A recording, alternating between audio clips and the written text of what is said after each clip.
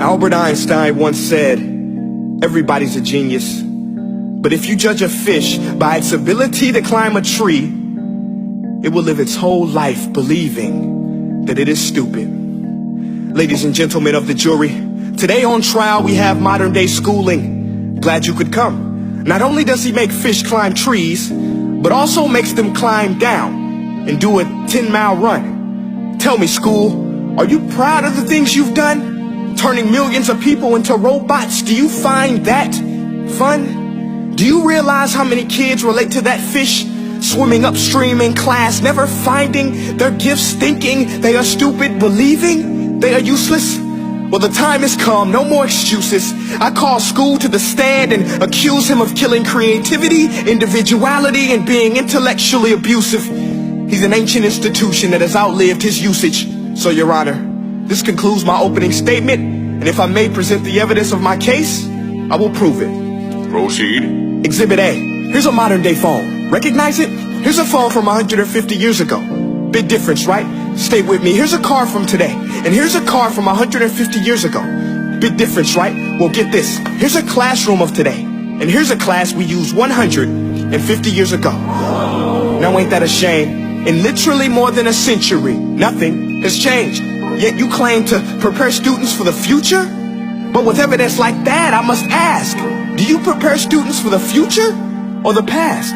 I did a background check on you and let the record show that you were made to train people to work in factories, which explains why you put students in straight rows, nice and neat, tell them sit still, raise your hand if you want to speak, give them a short break to eat, and for 8 hours a day tell them what to think.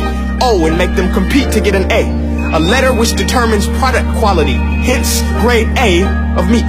I get it. Back then, times were different. We all have a past. I myself am no Gandhi. But today, we don't need to make robot zombies. The world has progressed. And now we need people who think creatively, innovatively, critically, independently, with the ability to connect. See, every scientist will tell you that no two brains are the same. And every parent with 2 or more children will confirm that claim. So please explain why you treat students like cookie cutter frames or snapback hats, giving them this one-size-fits-all crap. Watch your language. Sorry, Your Honor, but if a doctor prescribed the exact same medicine to all of his patients, the results will be tragic. So many people will get sick, yet when it comes to school, this is exactly what happens. This educational malpractice, where one teacher stands in front of 20 kids, each one having different strengths, different needs, different gifts, different dreams, and you teach the same thing the same way? That's horrific.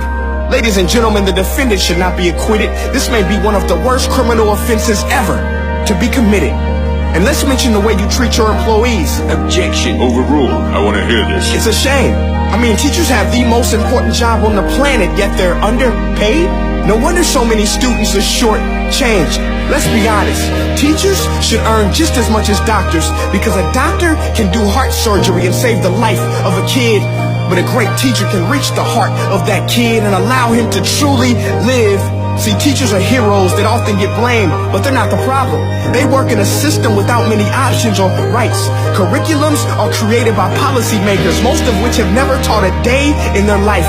Just obsessed with standardized tests. They think bubbling in a multiple choice question will determine success. That's outlandish. In fact, these tests are too cruel to be used and should be abandoned, but don't take my word for it.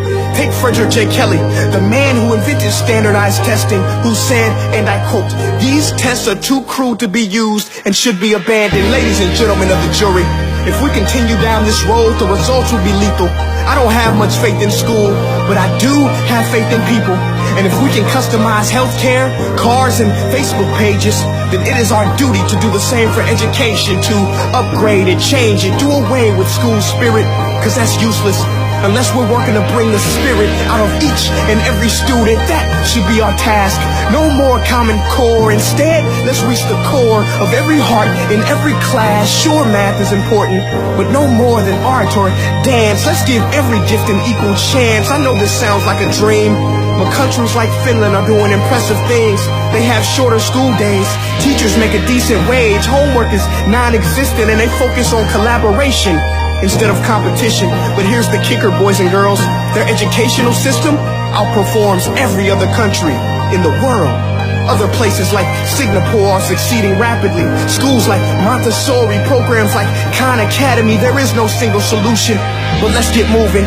Because while students may be 20% of our population, they are 100% of our future. So let's attend to their dreams, and there's no telling what we can achieve. This is a world in which I believe, a world where fish are no longer forced to climb trees. I rest my case.